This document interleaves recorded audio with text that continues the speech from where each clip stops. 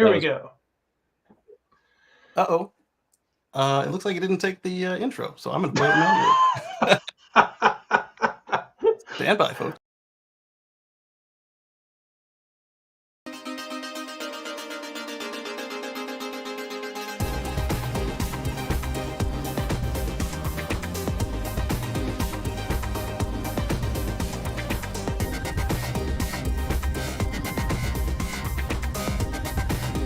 You're watching the Tesla live with your host, Mark Coughlin.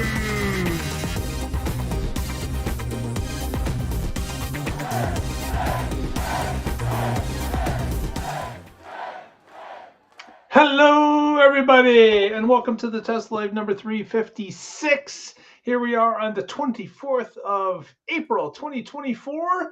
And of course, we're the day after the earnings call. We're usually the day of earnings call. They usually happen on Wednesdays, but sometimes during the show. Yeah, but for whatever reason, they pushed it ahead a day. So we did appreciate it. I DM'd Elon and said, "Hey, dude, can you help me out?" And he said, "Sure, Pat, whatever you want." I said, "Vote for me," and yes. And that, of course, is Mr. Patrick Connor joining us from the West Coast. How are you today, sir? I'm good. Hello, Tesla Nation. These calls are always fun. We get a glimpse into the what the minds, what they're thinking, what the future might be. It's always cool. Every 3 months, absolutely. Also with us, as per usual, Mr. Casey Green from the Mid-Atlantic. How are you today, sir? Doing quite well, and I promise you, we've only been doing this for years, and we do actually know what we're doing. But, they say about building a bigger, building something idiot-proof or whatever. Well, it's the same way when you make something so foolproof that the computer can't have a problem with it.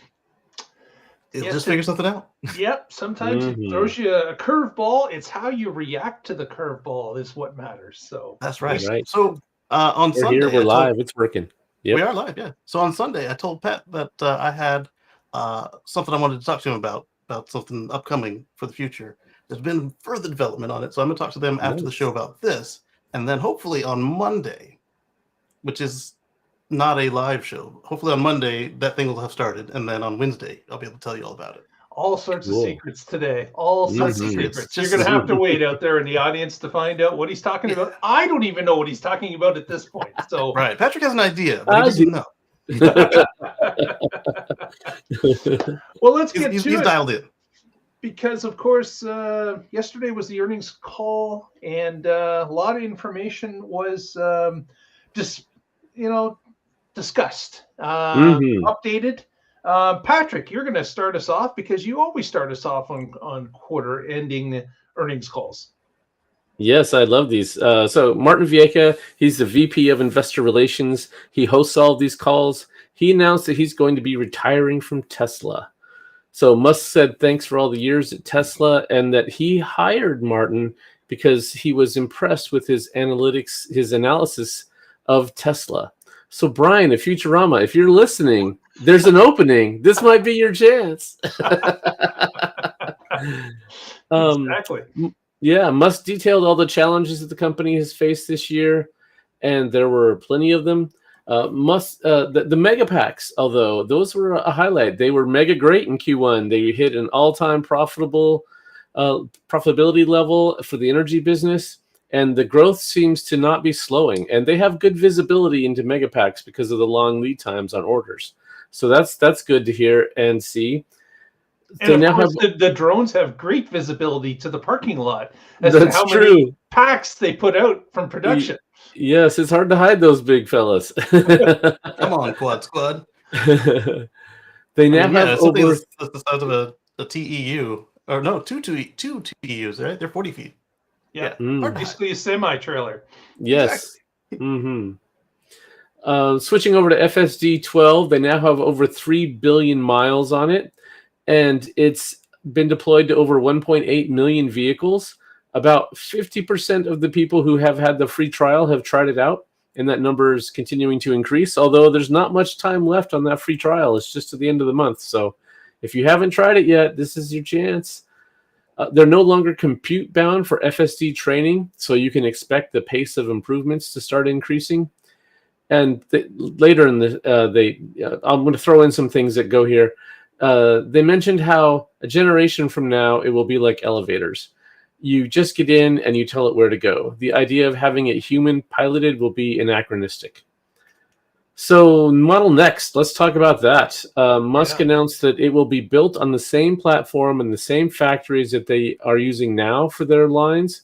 So that's a big capital savings. It means they don't have to build new factories. It means that the vehicle can get to customers' hands sooner rather than building everything from scratch like they had to do with the Model S and the 3. And even the Y that used a lot of the same parts from the 3 was so different and better in a lot of ways than the 3 that they had to do a lot of things differently. So they talked about how this will get them to easily to a 3 million run rate, and then later talked about even 5 and 7 million, but there were no timelines on those. So we'll hear a lot more about that coming up this summer, August 8th. Model will be showcased. There was one timeline, though. What's that? There was one timeline, though.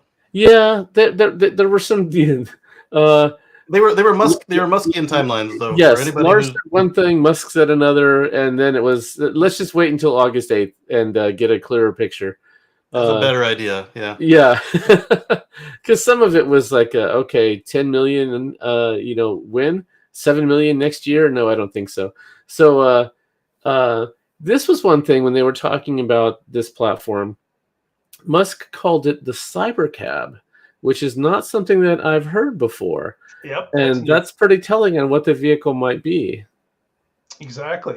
I found it interesting too that one of the other execs was talking about the next model generation car, the Model Next, as we call it, and he was starting to talk about some specifics. And Musk basically butted in and said, "You know what? Autonomy is where it's at, and autonomy is all that matters."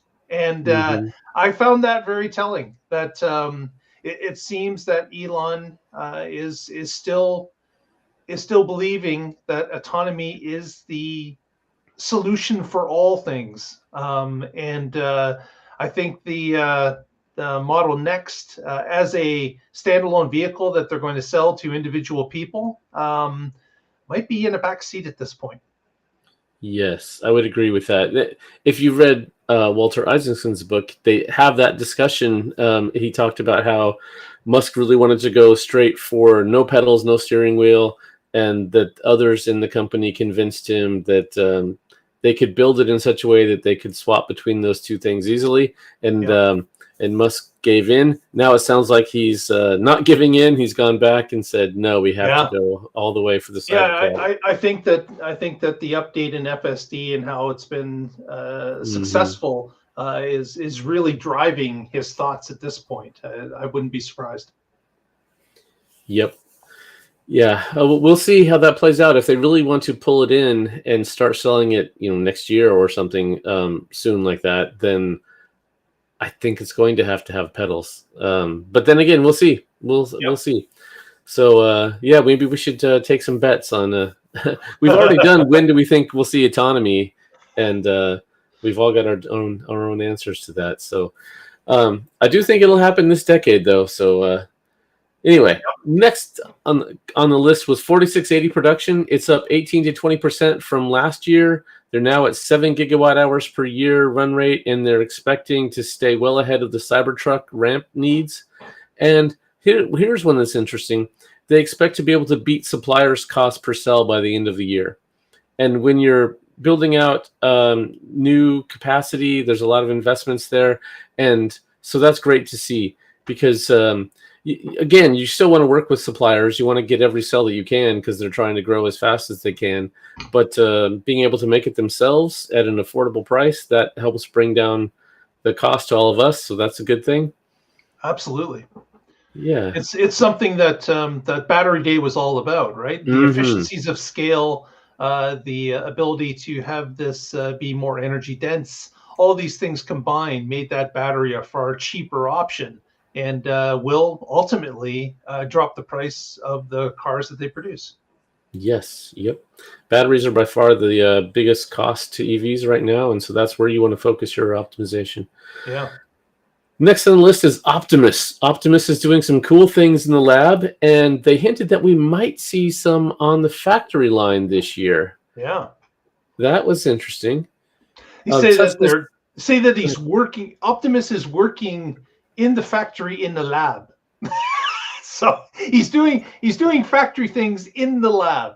Right. Yes. Yeah. Factory tasks are being completed in the lab, and the lab's a different environment, and you can control things a lot more there. So it's not quite ready to go out on the line yet, but it could be this year. They also talked about how Tesla has been forced with their vehicles to find really efficient ways to do AI inference, and that is going to pay dividends with Optimus, because that allows you to put larger models in and have it still run energy efficiently. So that's great to see. That what turned out to be like, oh, we should have built the hardware different, gave them creative ways. Working within those constraints, they were able to achieve something. Exactly. So let's keep going down the list. One of the things discussed was that computers, the cars that we drive for Tesla are powerful computers, and they have idle cycles. So the ability to utilize that idle compute from a distributed fleet is something that they're looking into. There's a lot of potential there on things that they could be doing with that.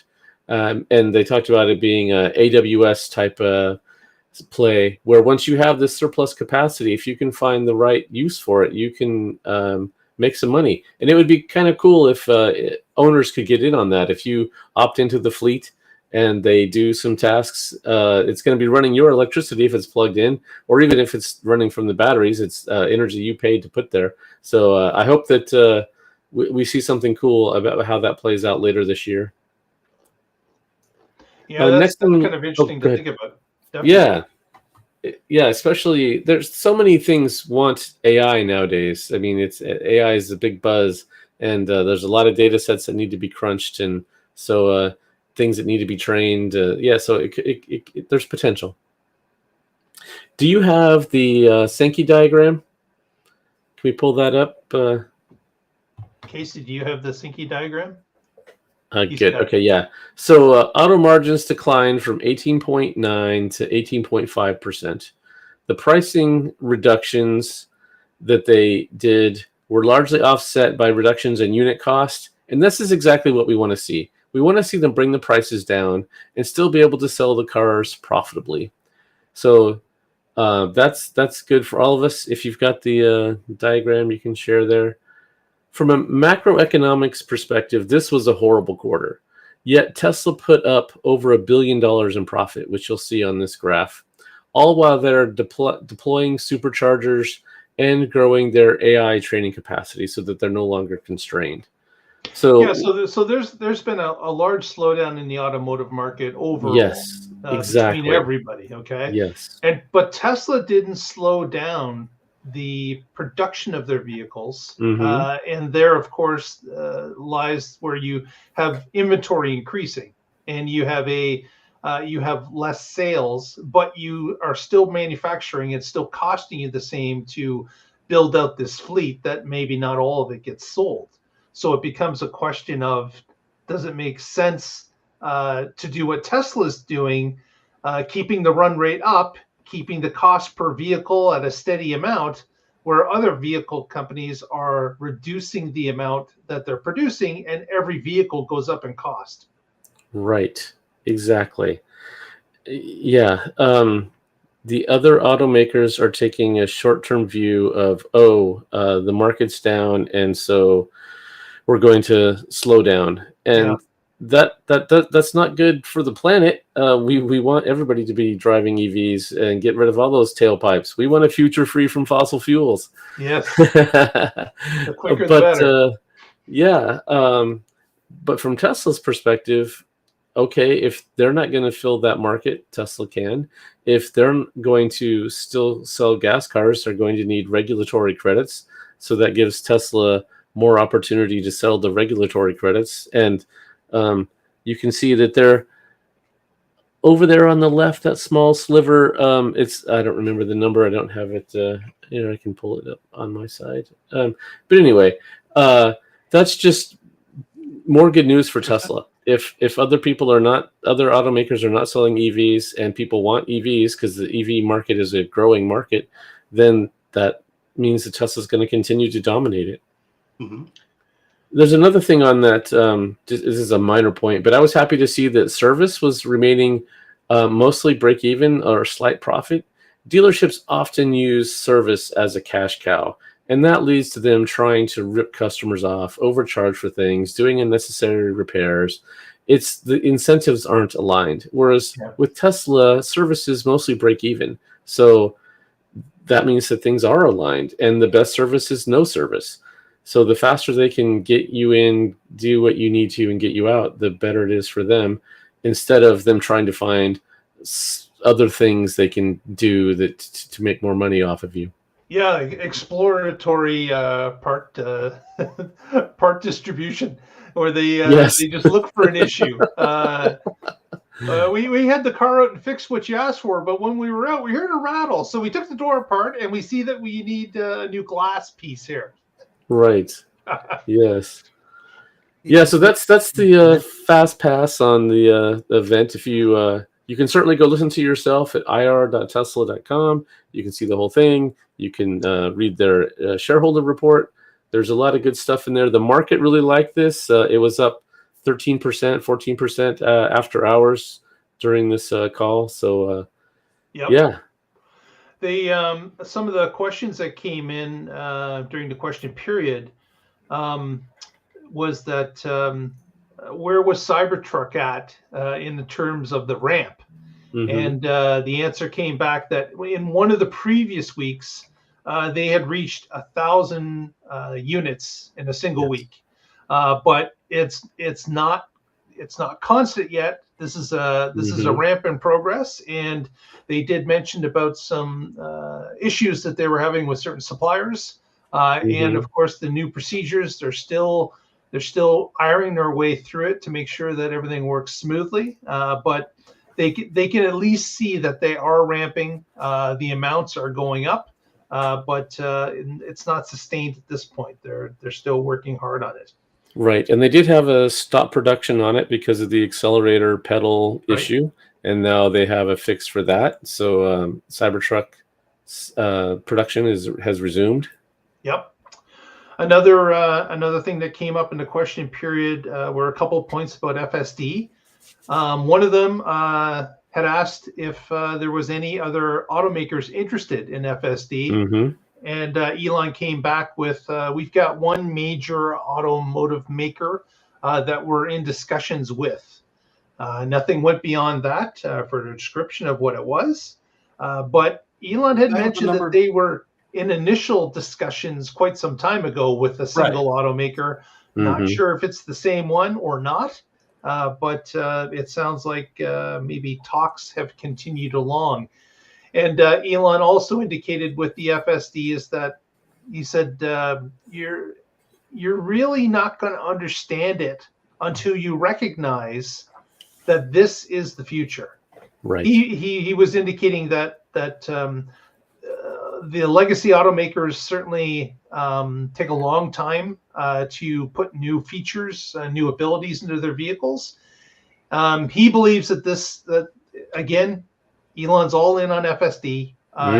He's placed a huge bet on this, that they're going to solve it, and the system itself is going to be such a step change in automobile sales that there's going to be the difference between driving or riding a horse with a flip phone compared to a fully autonomous vehicle. He said that there's such a difference in it, and that these other automakers are going to figure that out once the sales start to roll in. They're all going to be scrambling because they're going to realize that nobody wants the horse with the flip phone anymore, and they're going to be caught flat-footed with all this inventory, and of course factories that only produce that, and they're going to have to move at that point immediately. Otherwise, they're going to lose their market share. Yeah, I think there's a lot of parallels there with EVs themselves. 2003, 4, 5. they were being told there's no market for EVs. Nobody wants an EV. And they make the Roadster and they sell some. They say, well, okay, you'll sell a few in this niche market, but there's no other market for it. And they make the Model S. It gets Car of the Year and it makes record sales.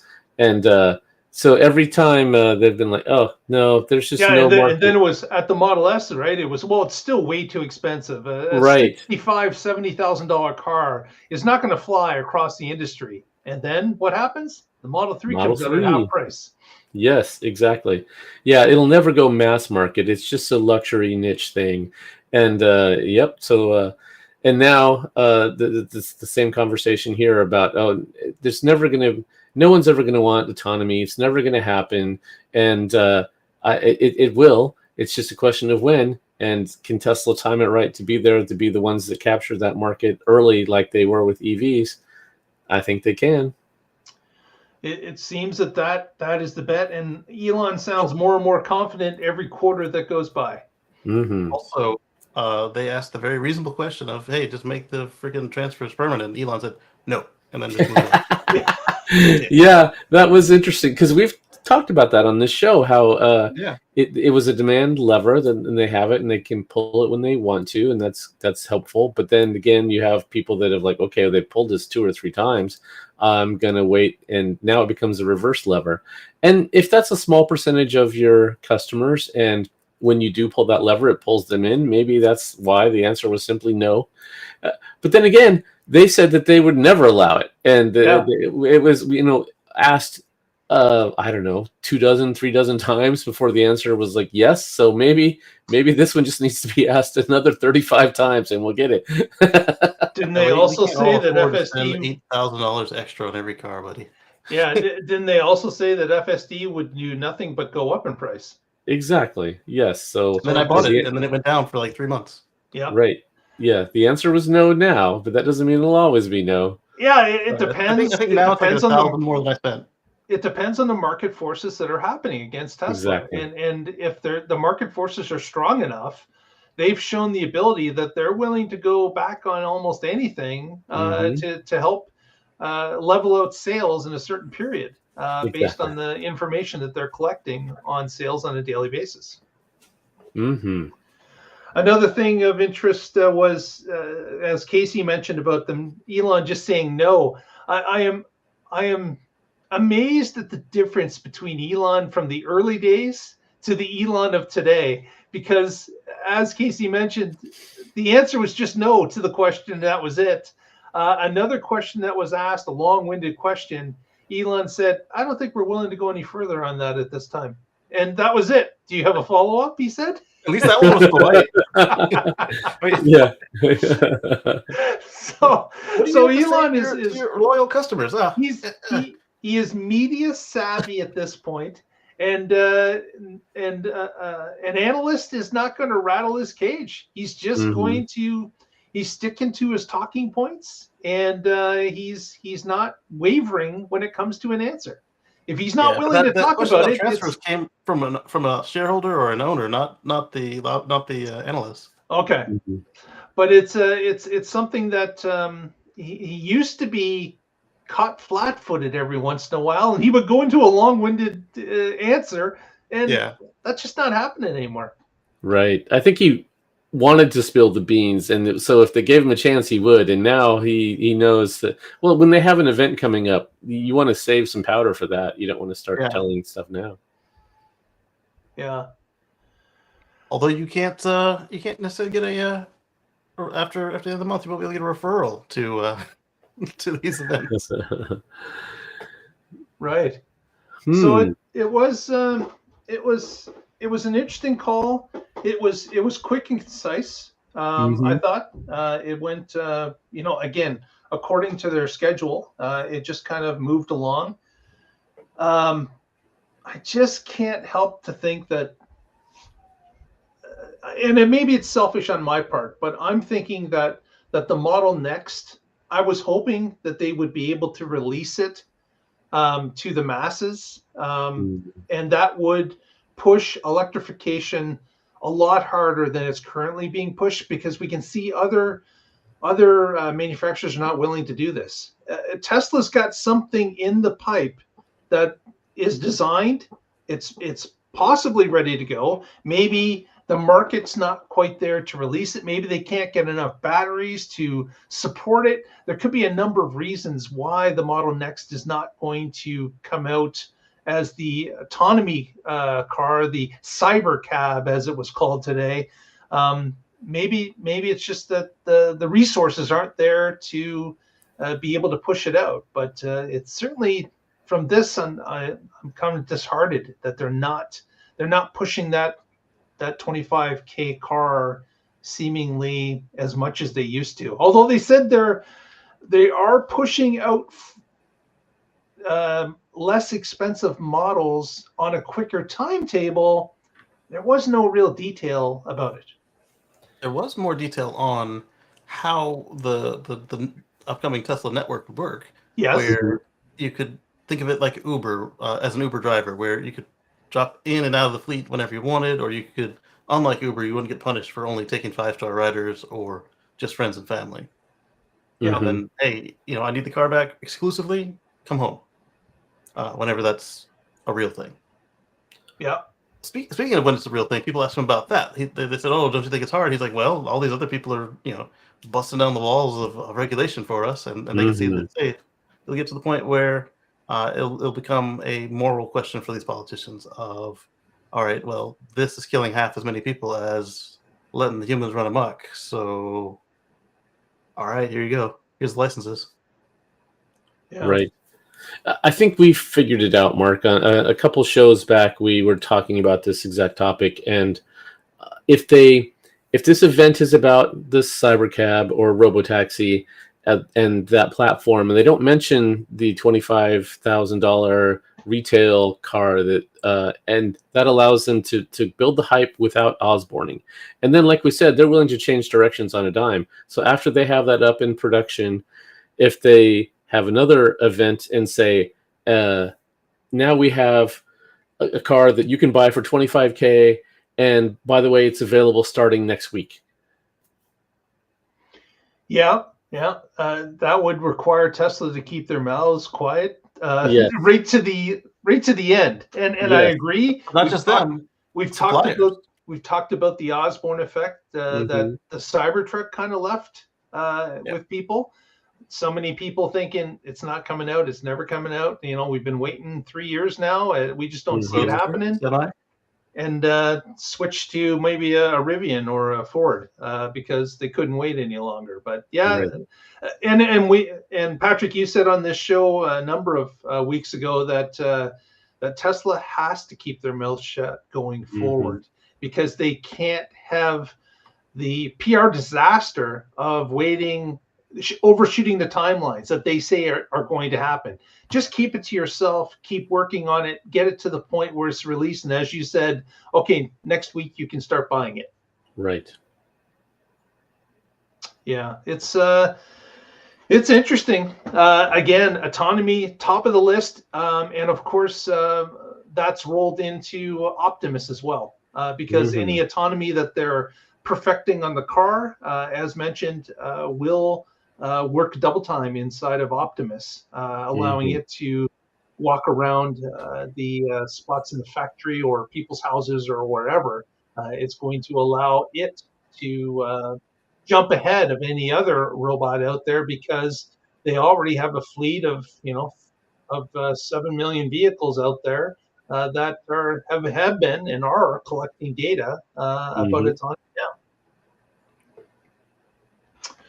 So yeah, that was an interesting call. Just going through my notes here, if I had any other points. Yeah, we talked about Optimus with yeah, that's it. Very well done, Patrick. Thanks for collecting that and reporting back to us. That is fantastic. So let's move on to some other topics that we wanted to touch upon tonight. It was a hugely busy week news-wise. Yes. We had a ton of mainline stories that came out. the other huge announcement, which of course was the launch of the Model 3 Performance, or Ludicrous. Yes. They are going to be calling it still Model 3 Performance, even though it does have a Ludicrous badge. But there was some thought on that from others that they probably didn't call it the Model 3 Ludicrous because they didn't want people that weren't familiar with Spaceballs terminology to try to think about is Plaid better than Ludicrous? Ludicrous sounds better than Plaid because Plaid's kind of weird. So maybe that was the reason that they stayed with Performance. Well, at the same time, though, if you do know Spaceballs and you hear they've gone Plaid, that is you can't go any faster than that. But if you're not familiar enough, we may be people that are familiar with things from a movie 30 years ago that a new purchaser may go, what? What's a Spaceball? Right. But on top of that, though, that also gives them room to make a Model 3 Plaid or something in between without having to rename the whole thing. Especially if they, you got the Roadster coming up, which is even more Plaid. And exactly. And then, as they're developing that, they will definitely put some of that into what would have been the Plaid Plus and release that. So it makes sense not to call the car by its trim level. Or some of the stats they released for this new car: 296 miles, top speed of 163 miles per hour, and a 0 to 60 in 3.1 seconds. I'm sorry, 0 to 60 in 2.9 seconds. So it broke the 3-second barrier. That's faster than mine, Chris. We've got a 22% continuous power, 32% plus peak power, 16% peak torque compared to the previous Model 3 Performance, 5% reduced drag, 36 lift reduction, and a 55% improvement to the front rear balance compared to the previous model as well. Forged and staggered 20-inch warp wheels with Pirelli 04 tires come standard with this new vehicle. Oh no, it's not faster than mine. It's a tenth behind me. Whatever makes you feel good about it, Casey. For the amount they charge for back in the day, it does feel a little, because a Plaid is half the price now too. So things keep getting better and keep getting cheaper. That's true. That is absolutely true. So, and of course, another thing that comes with this new version is the new seats. So you've got these sports seats that are a little bit more. I'm sorry, Casey. What was that? Also available on Model S. I don't know if that happened after our last show or not. Right. And a new and improved track mode has come with the Performance as well. So new timers, new abilities inside of track mode. To what? Oh, I was just trying to make balloons happen. Sometimes when I'm doing a 3, it catches double thumbs up. Let's see if we get the fireworks. Fireworks are double thumbs up, I think. Oh, yeah. So that's an interesting audio.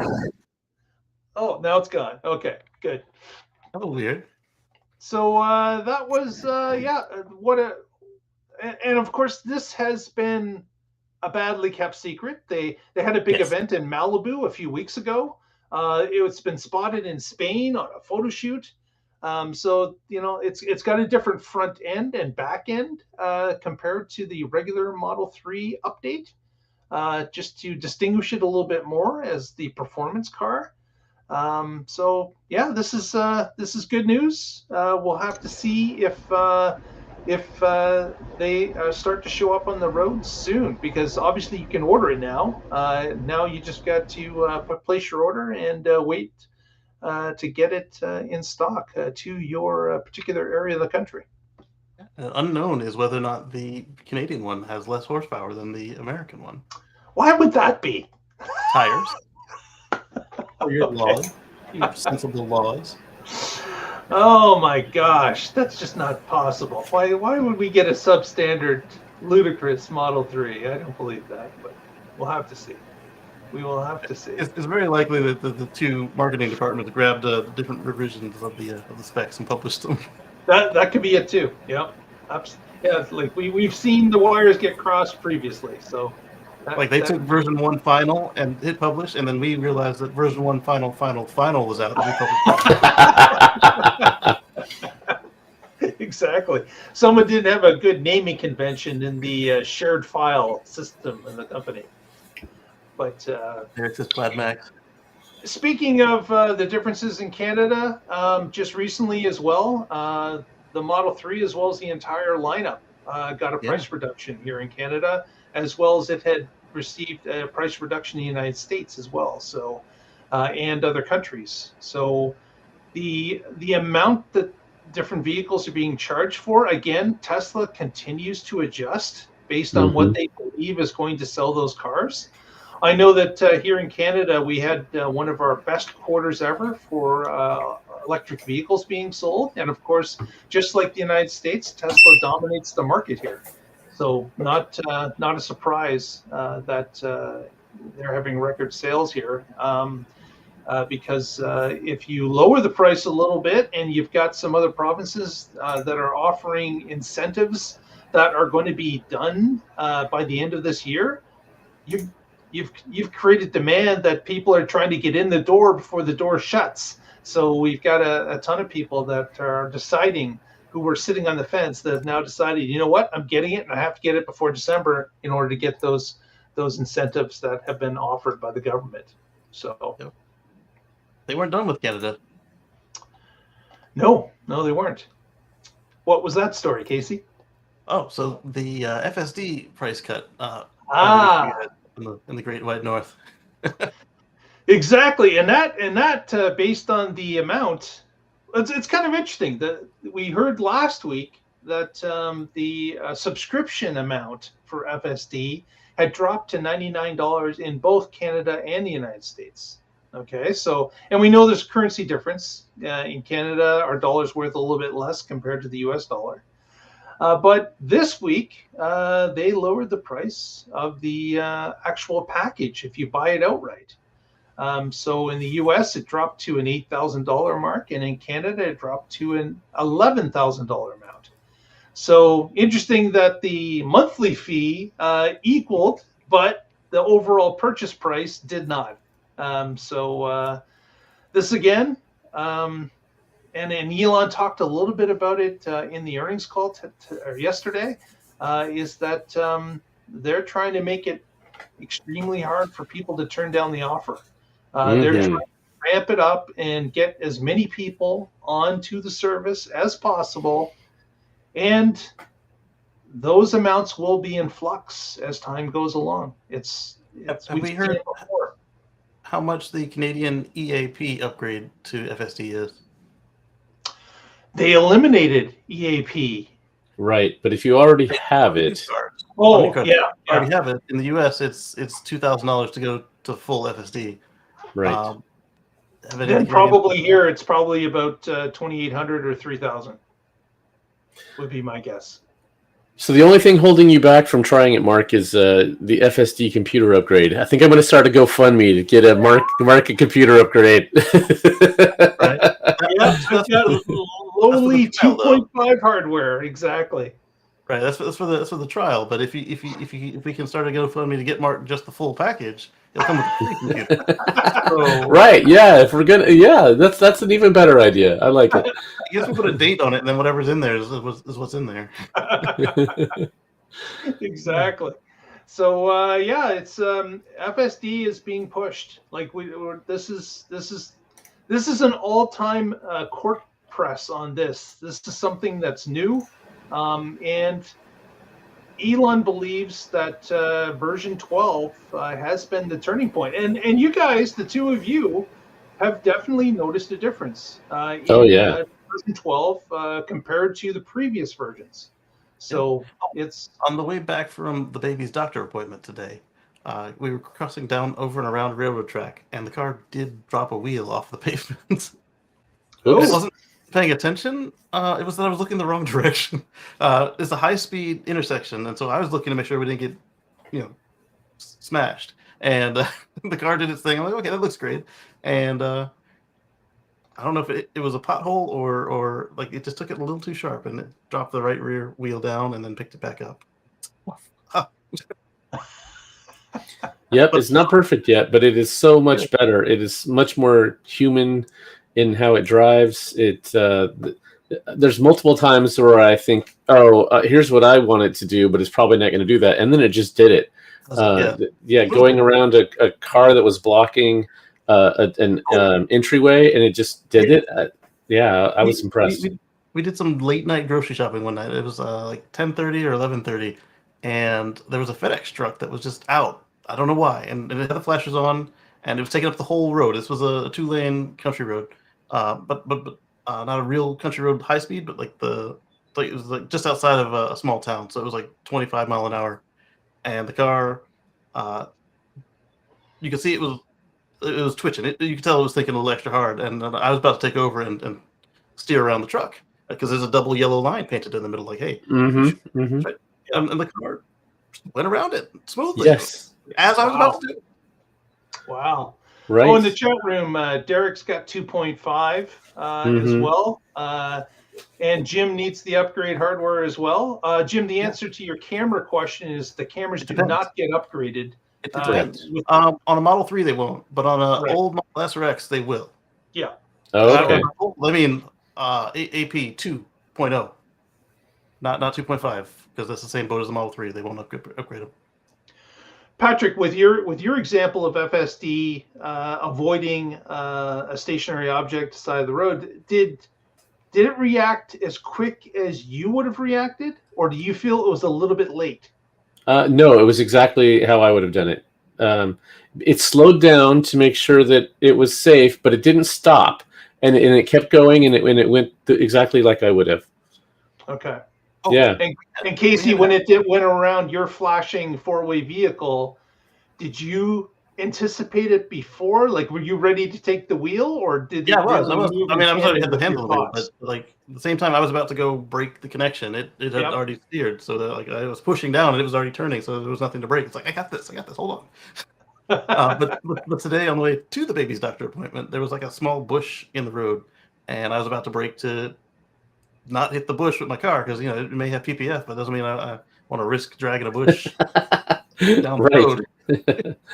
And as I'm getting ready to push the thing, same thing. It dips down and steers around it as I'm about to do it. I'm like, all right. And the reason I hold it like this is a yoke. So yeah. I'm happy with how it handles railroad tracks. It slows down for them, but not excessively. It doesn't brake for it. It slows. And the same thing with speed bumps. There's a lot of roads around here that have speed bumps, and it slows down for those now. Where in the past it didn't. It would hit them too hard, and it was just not comfortable letting it drive in that situation. And now it handles it well. Is the where they have a rounded curb cut rather than like a cut or a ramp? That little like half a curve, it takes it a little too fast for me. But like if there was a speed bump that size, it would slow down and do it. Has anyone noticed anything about potholes? Will it hit it if it's in the road, or has anyone? I've heard people say that it's avoided a pothole for them, but there's not a lot of them that say that. So I'm wondering if those are just instances that happened, and really it's not avoiding it; it's just following the road. It depends. If it's a perfectly flush pothole, I usually see that it hits them. But like, say you're going up a hill and it's a pothole that it saw as it was climbing, it sometimes go around them. Sometimes. Yeah, I haven't had it go around them. I've had it just hit them. So. Yeah. I would say, like, say I had 100 potholes and I just let it do its thing, it would hit 99 of them. Yeah. But that's interesting. As Patrick said about the speed bumps, that would be annoying. Is that if it drives just right through the middle of the pothole and you're going, okay, I don't want to ruin my tire. I'll probably take over next time I see a pothole. Yes. Oh, yeah. And I do recommend that. Yeah, exactly. Yeah. Exactly. Well, with that, I think we will put a wrap on today's show. Unless you gentlemen have anything else to talk to, or if the chat room has a question, certainly fire it off at this time. But I think we will basically wrap it up for this evening. And actually, I kind of like that the call happened yesterday because we had a lot more time to digest it and think about things as opposed to the calls just finishing up and we're going live. So right. or it's ending and we've been on the show for a couple of minutes. Yeah. So I think that was kind of nice. So you got to thought about a little bit, think about it a little bit more. Although certainly like being first to air with some of this stuff as well. So Yeah.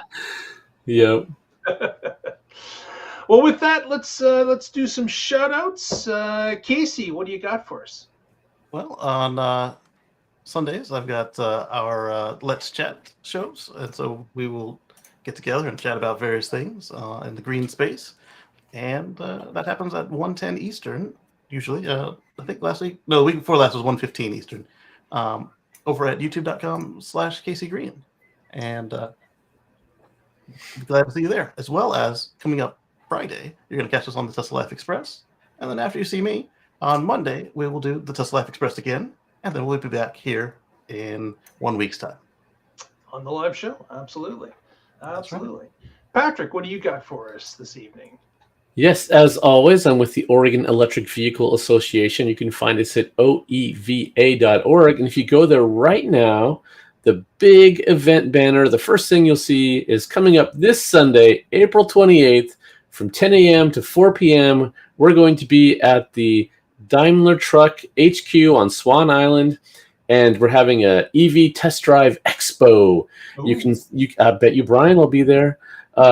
We've got my friend Tony, who worked on rebuilding an old 1920s EV, and so that's going to be there and on display. It's with a joint effort with the museum there, the WAAAM, and so if you're curious about EVs, we're going to have cars there. From Rivian, from Kia, from Ford, from Tesla, from Nissan, from Toyota, from Hyundai, from Volkswagen, BMW, Chevy. You can check them all out. You can talk to people that own them. You can go for a test drive. It's the best way. It's not a dealership. It's not talking to just one person. It's getting if you're EV curious, this is the way to satisfy it. And then my next plug is, of course, my blog, carswithcords.net. Check it out, where I blog about my future free from fossil fuels. There you go. Well, with that, we will wrap. If you haven't already, please give us a thumbs up at this point in the video. Press that subscribe button. It helps us out immensely. It doesn't cost you anything, and we would really appreciate it. And with that, we will catch you next time on the Tesla Life. Stay positive. Test negative. Pretend that Lee Moon was playing us off right here. The server decided to put a copy on my local computer. So thanks, Lee Moon.